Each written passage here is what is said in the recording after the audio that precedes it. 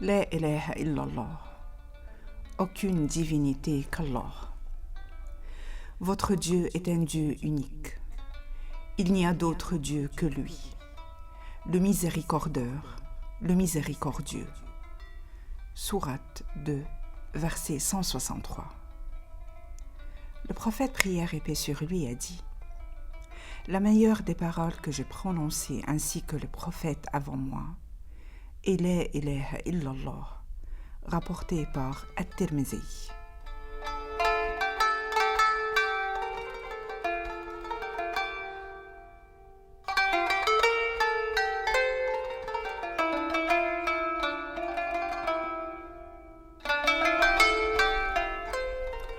Selon Abdullah ibn Amirin, qu'Allah l'agrée, le prophète, prière et paix sur lui, a dit: prophète Moussa a dit: ô Seigneur, enseigne-moi ce qui me permettrait de te mentionner et de t'invoquer. Allah subhanahu dit: dis la ilaha illallah. Prophète Moussa dit: ô Seigneur, tous tes serviteurs disent cela. Allah subhanahu dit: dis la ilaha illallah. Moussa dit alors: il n'y a de Dieu que toi, ô Seigneur. Je voudrais cependant quelque chose qui me soit particulier. Allah subhanahu dit: Moussa, si les 7 cieux et ce qu'ils contiennent et les 7 terres étaient sur le plateau d'une balance et que la ilaha illallah était sur l'autre, la balance pencherait du côté de la ilaha illallah.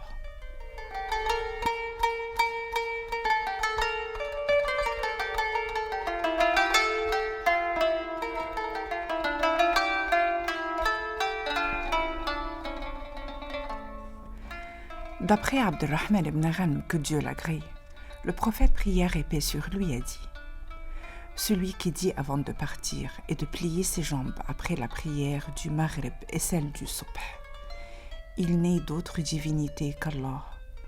Seul, il n'a pas d'associé. À lui la royauté et la louange. Il fait revivre et fait mourir. Il est omnipotent. La répétant 10 fois, Allah lui inscrira pour chacune 10 bonnes actions, lui effacera 10 péchés, l'élèvera de 10 degrés, et elles lui seront protection contre tout tort et contre le maudit diable. Le péché ne pourra pas l'atteindre, sauf s'il s'agit de l'association, et il sera parmi les gens qui ont les meilleures œuvres, à moins qu'il y ait un homme qui dit mieux que lui. Rapporté par Ahmed.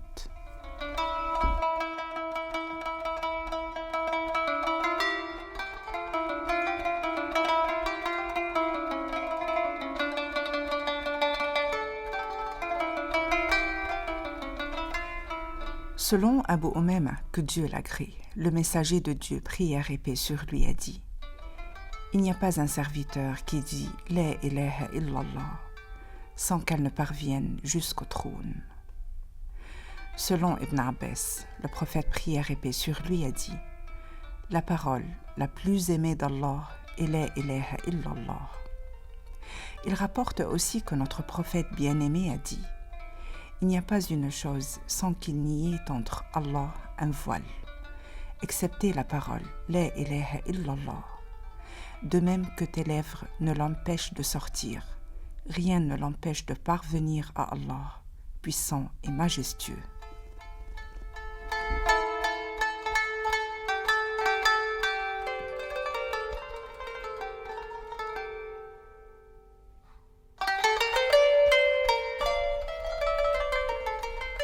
Le vrai sens de la ilaha illallah est aucune vérité que Allah.